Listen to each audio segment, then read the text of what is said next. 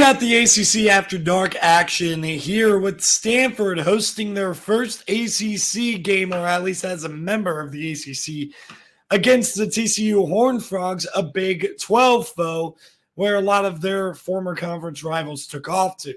Hi, everybody. I'm Colin Bashigo, your host here at Bash the CFB Show. You can find me on Bash the CFB Show on TikTok, but you can also just look down in the description as all those links are there. Finally, I would appreciate it if you like this video so that way it gets spread to other people. The more likes that we have in that column, the more that the algorithm is going to push it on people's recommended pages who love college football. And let's face it, who doesn't love college football? All right, let's talk about this game between Stanford and the TCU Horned Frogs. This is going to be a very interesting matchup. You can see TCU is a 9-point road favorite with the money line sitting at plus 260. So let's try to make the case for the money line here. Let's try to talk about how Stanford could pull off the upset here. So Stanford brings back Ashton Daniels, who really played well down the stretch, and it does definitely help when you got a stud wide receiver in Alec Manor who reached 1,000 yards a year ago. They're hoping that they get a little bit of extra production out of the throw game without Manor being the only guy to stand out, but I do believe that Stanford's going to be able to throw the ball with relative success, at least against some opponents. And I think TCU could potentially be one of those opponents that Stanford can throw the ball against. I think that TCU's defense that they're matching up with is going to be pretty solid, but they're going to be solid specifically being able to use athletic linebackers to make stops short of the sticks and be able to fill in the run game a little bit. And I think that's what Caleb Elam's-Orr and then also the guy that they bring back from a year ago, Obiazo.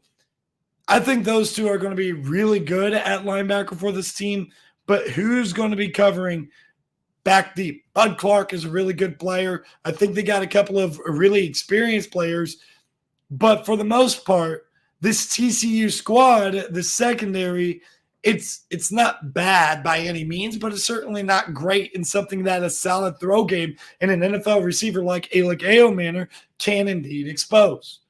Now, on the flip side, how is Stanford going to be able to get stops? Because I think even if Stanford gets theirs, being able to stop this TCU offense is going to be a little bit more of an uphill battle than what a lot of people think. Because Stanford's concern last year was their pass rush, and they're going to be leaning on guys like David Bailey, like Tafiti, to be able to get some pressure on the quarterback, Josh Hoover, on the other side.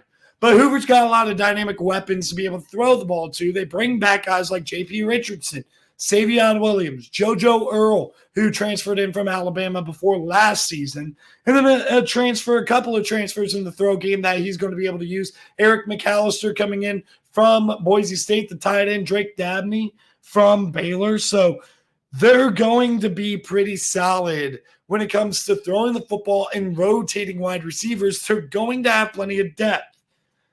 The thing I do definitely have question about is how will that protection be on the offensive line, specifically with the two tackles. We know what Mike Nichols is, but we don't necessarily know what Bless Harris is going to be. How good of a player is Bless Harris going to be on that offensive line is going to be the big question for the TCU Horned Frogs in that front. But the other question I'm going to have is, what does this run game look like? You haven't really seen a proven commodity out of Cam Cook, and you've seen nothing but disappointment or injury from Trey Sanders. So based on all of that, you got to hope that Cam Cook or Trey Sanders, probably Cam Cook at this point, is going to be able to step up and be a good running back for you. Because if you put a whole lot of pressure on Josh Hoover has shown the tendency to be a little bit inconsistent, to not exactly be super trustworthy.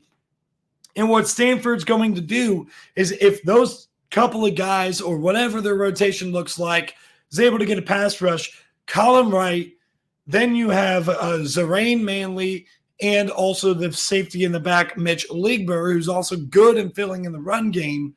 These guys are going to be able to lock it down in that secondary for Stanford. I mean, the strength of this defense is definitely that secondary, specifically Manley and Wright, the two corners. So their path to victory in this game is to be able to, number one, create a pass rush, which is something they could not do last year. Number two, be able to use Alec Manor to the best of his abilities. Those are the two things that Stanford is going to need to do to be able to win this game. And I think that they're going to be able to get theirs with Alec Manor, Ashton Daniels running around too. I mean, Ashton Daniels is definitely mobile for sure. Like, he can move around, he can get some yards. The thing I have a question about with Stanford is if they can actually get that pass rush. Pardon me. If they can't get that pass rush, though, and I don't count that they can consistently, I think Josh Hoover in this offense is going to eat. And I also do think that Cam Cook is going to be able to run the ball relatively successfully. I think this offense will get theirs. I think that TCU is going to have a little bit of a scare here. Stanford scores late, kicks an onside kick. TCU recovers, survives on the road. The TCU Horned Frogs win this ball game by a score of 38-31. So that is my official prediction for this game is TCU 38, Stanford 31. Thank you guys for tuning in and enjoy that game on Friday night because this is going to be a fun shootout.